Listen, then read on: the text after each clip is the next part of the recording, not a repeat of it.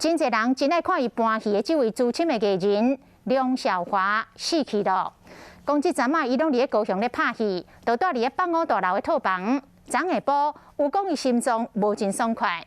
昨暝6点外，剧组的工作人员要找伊食饭，找无人，尾也拍开这个房间门，发现伊昏倒伫咧门床边，赶紧甲送病院来抢救，救无转来，亡生了，享年68岁。伊的至亲家属、伊演艺界的朋友、伊的爸将，拢无法度来接受，哪会安尼常常来离开呢？死亡的原因，检察官检验尸体结果，讲是疾病引起的。救护车驶甲真紧，因为资深艺人龙少华昨暗时6点多伫高雄放五大楼大房间倒落。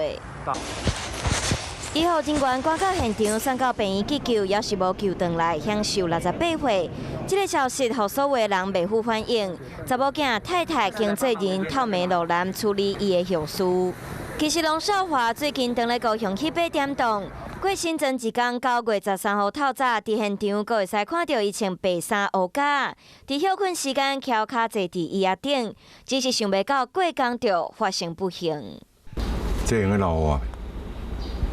龙少华高雄真有缘分，这是2017年获邀请伫高雄演出第一片作品《山马》，佮专工参加高雄电影节。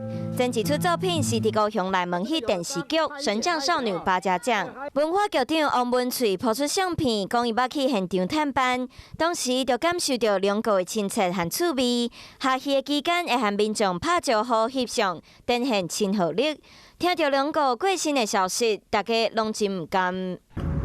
龙哥深湛的演技，还有非常亲切的一个形象，都让大家留下非常深刻的印象。讲市长陈其迈暗时嘛伫面册发文章，讲两个当要甲高雄的美景和精神传互更较侪人，所传来这个互人伤心的消息，伊飘撇的面容会永远留伫大家心中。